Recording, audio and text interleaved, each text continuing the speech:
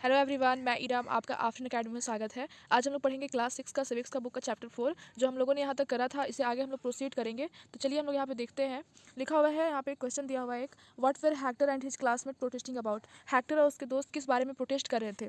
List 5 ways in which the non whites were discriminated against. और ऐसा 5 चीज़ लिखना है जिसके बेस पे नॉन वाइट्स को भेदभाव किया जा रहा था, उन्हें डिस्क्रिमिनेट किया जा रहा था। Do you think it is important for all person to treated equally.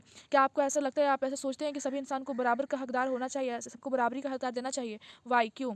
यहाँ पे देखिए हम लोग का चैप्टर यहाँ से स्टार्ट होता है। Let us now try to understand what a democratic government means to all of us. हम लोग ये जानने की कोशिश करेंगे कि सारे लोगों के लिए लोकतांत्रिक सरकार किस तरह की होती है। तो चलिए आगे हम लोग देखते हैं। यहाँ पे एक पॉइंट दिया हुआ है पार्टिसिपेशन। पार्टिसिपेशन का मीनिंग होता है भागीदारी।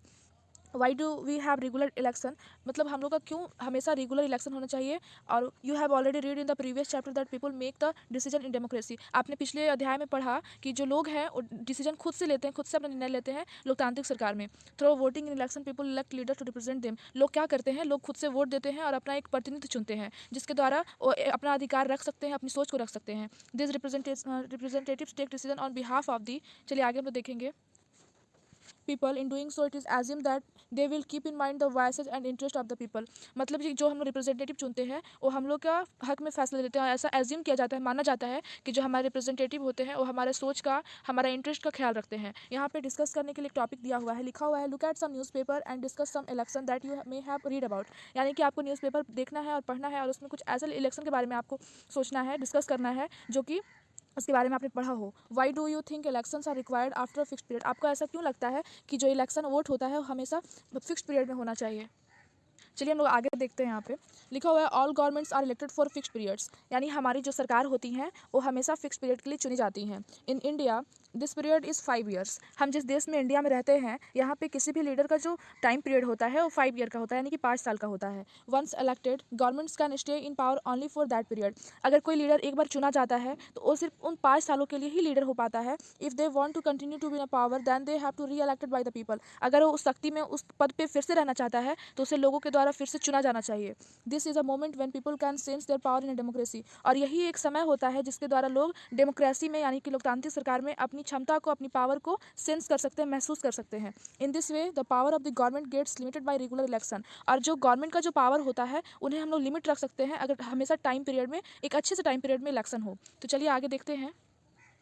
लिखा हुआ है अदर वेज ऑफ पार्टिसिपेटिंग। और भी क्या तरीके हैं जिसके द्वारा लोग भागीदारी अपना कर सकते हैं। यहाँ पे दिया हुआ है election are usually held once in 5 years. हम लोग जानते हैं कि जो हमारा इलेक्शन होता है वो हमेशा 5 साल में होता है। Beside voting there are other ways of participating in the process of government.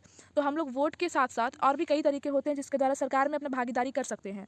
People participate by taking an interest in the working of the government and by criticising it when required. लोग अपना भागीदारी एक तरीके से और सुनिश्चित कर सकते हैं, या तो वो सरकार के कामों में इंटरेस्ट लेकर के या सरकार के काम में क्रिटिसाइज करके। यहाँ पे आगे दिया हुआ है in August 2005 when a particular government increased the money people had to pay for electricity, people expressed their disapproval very sharply। अगस्त 2005 में क्या हुआ था कि सरकार जो है इलेक्ट्रिसिटी बिल बढ़ा दी थी और पैसा जो था उसको इंक्रीज कर दिया गया था। तो उस टाइम लोगों ने बहुत ज़्यादा अपना एक्सप्रेशन दिया था, बहुत शार्पली डिसअप्रूवल यानी कि अस्वीकृति दी थी इस बात को। They took out rallies and also organise signature campaign. उन लोगों ने रैली का स्टार्ट किया था और सिग्नेचर कैंपेन चलाया गया था। मतलब हम ये कह सकते हैं कि वोट के साथ साथ हमारे पास और भी कई तरीके हैं जिसके द्वारा हम लोग सरकार में अपनी भागीदारी कर सकते हैं। आगे दिया हुआ है the government try to explain and defend it decision but finally listen to the people's opinion and withdrew the increase. सरकार ने अपनी बातों को बहुत एक्सप्लेन करा था और अपनी नियमों को बनाए रखना चाहती थी, लेकिन जब लोगों के ओपिनियन को सुना उन्होंने तो वो अपने डिसीजन को चेंज कर देते हैं और जो पैसा इंक्रीज किया गया था उन्हें फिर से घटा दिया जाता है। The government had to change it decision because it is responsible to the people. और सरकार ऐसा इसलिए करती है क्योंकि लोगों के द्वारा उत्तरदायित्व होती है और जवाबदेह रहती है, इसलिए लोगों को बातें सुनना पड़ता है। यहाँ पे कुछ आर्टिकल्स दिए हुए पेपर के, आप लोग रीड करेंगे। हम लोग नेक्स्ट प्रोसीड करते हैं। आगे दिया हुआ है there are many ways in which people express their views and make governments understand what action they should take. ऐसे बहुत सारे तरीके हैं जिसके द्वारा लोग शामिल हो सकते हैं और अपना व्यूज़, अपनी जो भी बातें होती हैं उसको रख सकते हैं और सरकार को समझा सकते हैं कि उन्हें किस तरह का एक्शन लेना चाहिए। This include dharnas, rallies, strike, signature campaign etc। और यहाँ पे कुछ तरीके दिए हुए हैं जिसके द्वारा लोग शामिल हो सकते हैं, जैसे धरना दे करके, रैली निकाल करके, स्ट्राइक पे रह के और सिग्नेचर कैंपेन चला करके।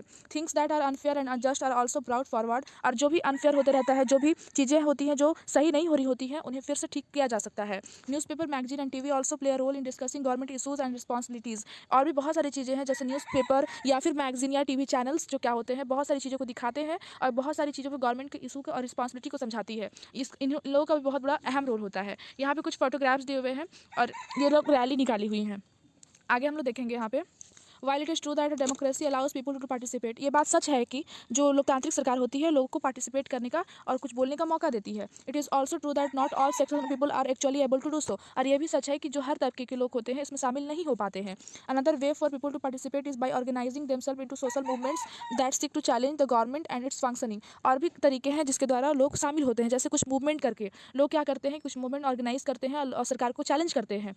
Members of the minority community, Dalit, Adivasi, women and others are often able to participate in this manner. जो हमारे नीचे कास्ट के लोग माना जाता है और जो विमेंस होती हैं और जो दलित आदिवासी लोग होते हैं वो लोग इस तरीके के मूवमेंट चला करके अपने आप का सरकार में भागीदारी करते हैं और जो अनफेयर और अनजस्ट चीज़ें हो रही होती हैं उन्हें ठीक करने की कोशिश किया जाता है. चलिए हम लोग नेक्स्ट देखेंगे. आगे दिया हुआ है हम लोग को, if a country's people are alert and interested in how the country is run, the democratic character of the government of that country will be stronger. अगर उस देश के जो लोग हैं अगर वो हमेशा निश्चित रहेंगे कि और ये अलर्ट रहेंगे कि जो काम हो रहा है उनके अकॉर्डिंग हो रहा है कि नहीं, क्या निर्णय लिया जा रहा है और सरकार क्या गलत कर रही है, अगर ये सब पर अच्छे से नज़र रखेंगे तो हमारा जो गवर्नमेंट है वो बहुत अच्छे से वर्क करेगा और हमारा देश जो है वहाँ पर अच्छे कानून बन सकेंगे और देश अच्छे से डेमोक्रेसी के साथ चल सकेगा. आगे हम लोग देखते हैं यहाँ पे. So the next time we see a rally winding through the streets of our cities and towns or villages, we should pause to find out what the rally is about. अगर आप कहीं भी निकले हो या फिर देखते हो आपके गांव में, मोहल्ले में या फिर कहीं भी शहर में कोई भी रैली निकली हो तो आप जान सकते हैं, आप जानने की कोशिश करेंगे कि किस बारे में निकला है, हु इज़ पार्टिसिपेटिंग और उसमें कौन भागीदार हुआ है, and what they are protesting about और किस बारे में वो प्रोटेस्ट कर रहे हैं, यानी कि किस बारे में उन लोगों का आंदोलन है. This will help to give us a sense of how our government works. इस तरह से आपको पता चलेगा कि जो हमारी सरकार है वो किस तरह से काम करती है. यहाँ पे लिखा हुआ है नीड टू रिजॉल्व कॉन्फ्लिक्ट. हमारा जो विवाद होता है उन्हें रिजॉल्व करने का हम लोग के पास क्या क्या ज़रूरत है या क्या ज़रूरी है इसके बारे में जानेंगे. देखेंगे यहाँ पे इन मायाज स्टोरी, यहाँ पे एक हम लोग माया के बारे में एक स्टोरी पढ़े थे जो हम लोग को पीछे बताया गया था. In Maya's story read about how conflicts can often lead to violence. यानी कि जो हमारा कॉन्फ्लिक्ट यानी कि विवाद होता है वो एक तरह से कब वायलेंस में यानी कि हिंसा में बदल जाता है पता ही नहीं चलता. यहाँ पे लिखा हुआ है Maya's story read about how conflict can often lead to violence and death because one group decides that it is all right to use force to prevent the other group from protesting.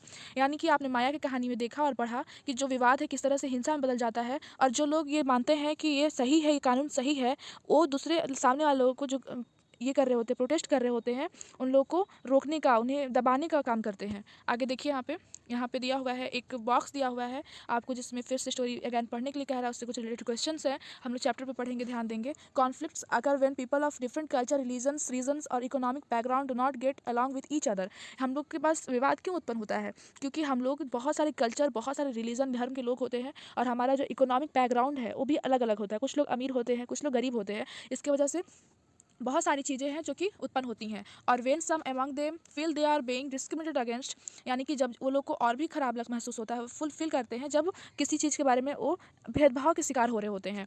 People may use violent means to settle their differences. और फिर लोग क्या करते हैं कि हिंसात्मक तरीका अपनाते हैं अपने आप को, अपने डिफरेंसेज को सेटल करने के लिए. This leads to fear and tension among others living in area. और इस तरह से उस एरिया के जो भी लोग होते हैं उनके बीच भी बहुत सारी परेशानियाँ आ जाती हैं. द गवर्नमेंट, यहाँ पे आगे दिया हुआ है, the government is responsible for helping to resolve conflicts. और हमारी सरकार क्या होती है, बहुत ज़्यादा रिस्पॉन्सिबल होती है, उन्हें ये कॉन्फ्लिक्ट को रिजॉल्व करना होता है. आगे दिया हुआ है let's read about some of the conflict in our society and the role of the government in resolving them. हम लोग अभी आगे कुछ ऐसे ही कॉन्फ्लिक्ट यानी विवाद के बारे में पढ़ेंगे और सरकार किस तरह से इसका निपटारा करती है उसके बारे में भी देखेंगे. यहाँ पे एक बॉक्स दिया हुआ है, चलिए इसे पढ़ते हैं. The Indian constitution lays down the basic rules और laws that have to be followed by everyone. हमारा जो कॉन्स्टिट्यूशन है, संविधान है, एक तरह से नियमों का किताब है जिसके वही रूल और लॉज होता है जो सभी को मानना होता है. This laws are for both the governments and the people. और ये जो नियम होते हैं, लॉज होते हैं, ये लोगों के लिए भी होते हैं और गवर्नमेंट के लिए भी होती है, सरकार के लिए भी होते हैं. Conflicts and differences have to be resolve according to this laws. और जो हमारे विवाद होते हैं, अभी जो भी झगड़े होते हैं, बहुत सारे झगड़े होते हैं, कॉन्फ्लिक्ट होते हैं, तो इन्हीं आधार पर सॉल्व किया जाता है. We will read more about this in later classes. हम लोग इसके बारे में यानी संविधान के बारे में हम आगे आने वाले क्लासेस में और अच्छे से पढ़ेंगे.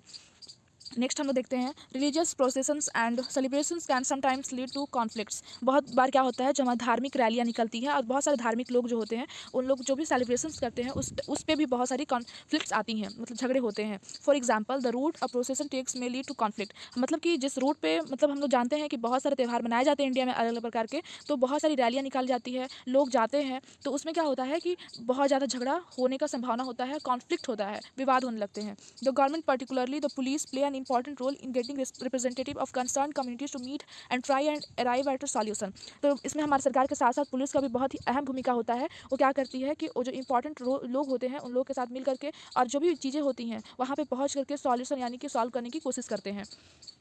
आगे देखेंगे हम लोग। At times there is fear that violence may erupt, और उस समय क्या होता है कि हमेशा ये संभावना होती है कि हिंसा ना हो जाए, विथ पीपल थ्रोइंग स्टोन्स और trying to disturb the procession. और कुछ लोग क्या होते हैं कि स्टोन वगैरह फेंक करके, बहुत चीज़ कर करके, पत्थर मार करके, और भी बहुत तरीके हैं जिसके द्वारा वो प्रोसेसन को ख़राब करना चाहते हैं, और उस तरह से क्या होता है, झगड़ा विवाद आता है। The police is responsible for ensuring that violence did not take place. और जो हमारा पुलिस है वो भी बहुत बड़ा रिस्पॉन्सिबिलिटी लेती है, उनके पास वो भी बहुत ज़्यादा रिस्पॉन्सिबल हो जाते हैं, और ये इंश्योर करते हैं, सुनिश्चित करते हैं कि वहाँ पे किसी भी प्रकार का कोई हिंसा ना हो, कोई विवाद ना हो।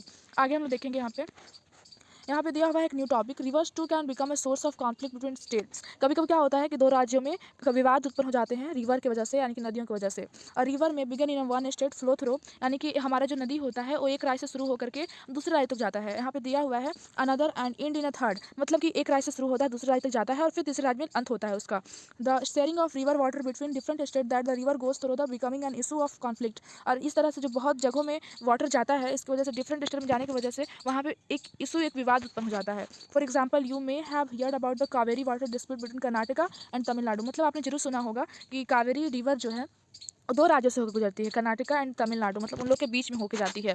द वाटर स्टोर्ड, यहाँ पे दिया हुआ है कि वाटर जो है उसको स्टोर किया जाता है, stored in Krishna Raja Sagar dam in Karnataka is used for irrigating a number of districts. तो जो वाटर होता है उन्हें यहाँ पे एक डैम बनाया गया है जिसका नाम है कृष्ण राजा सागर डैम। वहाँ पे क्या होता है कि वाटर को स्टोर किया जाता है, और कर्नाटका के जो लोग हैं उन्हें सिंचाई के लिए यूज़ करते हैं, बहुत सारे जिलों में इसका उपयोग किया जाता है। And for meeting the needs of the city of Bengaluru, उसके बाद बेंगलुरु के सिटी का यूज़ होते हुए फिर आगे देखिए, the water store in Mettur dam in Tamil Nadu, और तमिलनाडु का जो डैम है मेट्रो डैम, वहाँ पे जाके स्टोर होता है। Use for crops grown in the delta region of that state, मतलब उस स्टेट में भी क्रॉप फसल वगैरह के लिए ही इस्तेमाल किया जाता है वाटर को। यहाँ पे लिखा हुआ है, यहाँ पे कॉन्फ्लिक्ट कैसे मतलब आता है।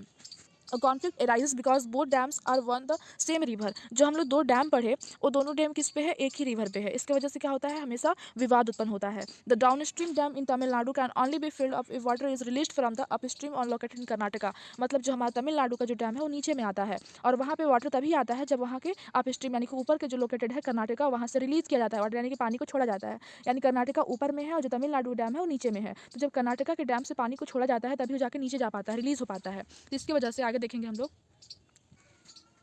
Therefore both state can't get as much water as they need for people in their state। इसकी वजह से क्या होता है कि दोनों जो राज्य हैं दोनों को जितना ज़रूरत हो पाता है वाटर, जो ज़रूरत है वहाँ के लोगों का, वो पूरा नहीं हो पाता है। दिस लीड टू कॉन्फ्लिक्ट, और यही कारण है कि दोनों राज्यों में विवाद होता है। The central government has to step in and see that a fair distribution is worked out for both state. मतलब सरकार का काम ये है कि सरकार दोनों राज्यों को देखती है और ये स्टेप लेती है कि उन्हें कैसे सॉल्व किया जा सके और दोनों राज्य अच्छे से वर्क करें। आगे देखिए, हम लोग को यहाँ पे एक डायग्राम भी दिया हुआ है, I mean to say that यहाँ पे एक फोटोग्राफ दिया हुआ है। आगे हम लोग पढ़ेंगे एक नए टॉपिक पे जिसका नेम है इक्वालिटी एंड जस्टिस। हम लोग तो अपने समाज में हमेशा से इक्वालिटी और जस्टिस के बारे में सुनते आए हैं, तो चलिए आज पढ़ते हैं। यहाँ पे तो लिखा हुआ है, one of the key ideas of democratic government it is commitment to equality and justice. मतलब जो हमारा डेमोक्रेटिक सरकार होता है उसका सबसे बड़ा एक की एलिमेंट होता है। हमारी जो सरकार होती है वो एक कमिटमेंट करती है, एक वादा करती है कि वो इक्वालिटी और जस्टिस देगी। Equality and justice are inseparable, मतलब कि इक्वालिटी और जस्टिस दोनों एक ही चीज़ है, दोनों में कोई अंतर नहीं है। आगे यहाँ पे एक डिस्कस करने के लिए हम लोग को पॉइंट दिया हुआ है, लिखा हुआ है, in Maya's story did the government support the idea that people are equal. मतलब कि माया की स्टोरी में क्या गवर्नमेंट को सपोर्ट करना चाहिए कि जो लोग हैं वो बराबर हैं। In doctor Ambedkar story did the practice of untouchability support the idea that people are equal. क्या अनटचेबिलिटी जो आइडिया है ये सपोर्ट करता है कि लोग इक्वल है, ये सब आपसे कुछ क्वेश्चन किया जा रहा है। चलिए हम लोग नेक्स्ट देखते हैं यहाँ पे, the earlier practice of untouchability is now band by law. जो पहले छुआछूत अछूत लोगों को माना जाता था, लोगों को बहुत चीज़ों में शामिल नहीं होने दिया जाता था। हम लोग जो पिछले चैप्टर में पढ़े थे अंबेडकर का एग्जाम्पल, जो कि एक लीडर के रूप में उभरे और इसके बहुत ज़्यादा खिलाफ आंदोलन किए, तो जो क्या हुआ कि जो अनटचेबिलिटी था उसको अब बैन कर दिया गया है, उस पर कानून लगा दिया गया है। आगे देखिए, this group of people were denied education, transport और medical facilities and even the chance to offer prayers. ये लोगों को कोई भी शिक्षा लेने से, एजुकेशन लेने से भी मना किया जाता था।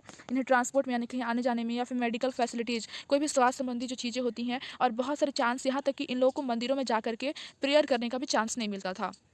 Dr. Ambedkar, whom you have read about earlier in this book, and many others like him, realized that such practice must not continue and the justice can only be achieved when। यहाँ पे दिया हुआ है कि बहुत सारी चीज़ें जो नहीं हो पाती थी, तो फिर डॉक्टर अंबेडकर उनके साथ साथ बहुत सारे लोगों ने इसके खिलाफ आंदोलन किए। उन्हें लगा कि ऐसा नहीं होना चाहिए और उन लोगों को रियलाइज़ हुआ और इस तरह से उन लोगों ने अपनी बातें जारी रखी और इस तरह से जस्टिस और न्याय लाना चाहे और सभी लोगों को बराबर करना चाहे। अंत में दिया हुआ है achieved when people are treated equally. मतलब कहा जा रहा है कि हम लोग सब बराबर कब होंगे, जब सभी लोगों को बराबर समझा जाएगा, ट्रीट किया जाएगा। इस चीज़ के लिए डॉक्टर अंबेडकर के साथ साथ बहुत सारे लीडर आए और बहुत सारे लोग ने मिल करके इसका विरोध किया। चलिए हम लोग आगे थोड़ा सा बचा हुआ इसको देख लेते हैं। लिखा हुआ है, The government also recognizes this and makes special provision for groups within society that are unequal।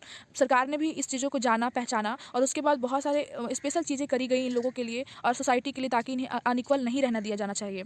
For instance in our society there is a general tendency to value and care for the boy child more than the girl child. हमारे समाज में एक बात और होती है जो जिसे हम लोग भेदभाव बोलते हैं, बहुत तरह का हो सकता है। हमारे समाज में एक तरह का और होता है कि जो वैल्यू और केयर दिया जाता है वो बॉय चाइल्ड को ज़्यादा दिया जाता है और गर्ल चाइल्ड को कम दिया जाता है। मतलब कि हमारी सोसाइटी में ऐसा देखने को मिलता है, टेंडेंसी चला हुआ है कि बॉय चाइल्ड को ज़्यादा दिया जाता है केयर और गर्ल चाइल्ड को उस तरह का केयर नहीं दिया जाता है। आगे दिया हुआ है, this means that society does not value the girl and boy child equally and this is unjust. तो इस तरह से हम कह सकते हैं, इसका मीनिंग ये निकलता है कि जो हमारा समाज है वो बेटों और बेटियों को यानी कि गर्ल चाइल्ड और बॉय चाइल्ड को इक्वल नहीं समझता है और इस तरह से ये बहुत ही अनजस्ट है उन लोग के साथ। In this context the government step in to promote justice by providing a special provision that can enable girls to overcome injustice that they are subjected to. मतलब सरकार ने ऐसे बहुत सारे कदम उठाए हैं और जस्टिस को प्रमोट करा है ताकि जो अन्याय हो रहा है लड़कियों के साथ वो ना हो। आगे दिया हुआ है, thus it is possible that fees for girls might be waived or lowered in government school और कॉलेजेस। मतलब कि लड़कियों के लिए क्या किया गया है कि जिनका फ़ी होता है स्कूल में वो कम रखा गया है ताकि वो लोग स्कूल जा पाएँ, पार्टिसिपेट कर पाएँ और यहाँ पे इक्वलिटी ला पाए। आगे यहाँ पे एक बॉक्स दिया हुआ है, आइए इसको देखते हैं। यहाँ पे लिखा हुआ है, how do you think lowering the school fees would help girls attend school. आपको ऐसा कैसे, मतलब कैसे आपको ऐसा लगता है कि स्कूल की फ़ी कम कर देने से, यानी कि फ़ी वहाँ पे अगर कम कर दी जाए तो वहाँ पे जो गर्ल्स का अटेंडेंस है वो बढ़ेगा, यानी कि वहाँ पे गर्ल्स को मदद होगा। Can you think of any experience from your life in which you have help someone out of situation which you thought was unfair. क्या आप ऐसा सोचते हैं कि आपके साथ ऐसा कभी एक्सपीरियंस हुआ है कि आपने किसी की मदद करी हो इस सिचुएशन से बाहर आने के लिए जब उनके साथ अनफेयर हो रहा हो, अन्याय हो रहा हो। Did everyone else see it the same way. क्या सभी लोग ऐसा सोचते हैं, ऐसे तरीके से इसको समझते हैं। What did you have to say to convince others that what you did was fair. मतलब कि आप लोगों को कन्विंस कैसे करेंगे कि क्या सही है। तो आज के लिए इतना ही, हमारा चैप्टर यहीं पे लास्ट होता है। यहाँ पे हम लोग को क्वेश्चन दिया हुआ है। अगर आपको वीडियो समझ में आया हो तो चैनल को लाइक करें, इस वीडियो को लाइक करें और इस चैनल को सब्सक्राइब करें।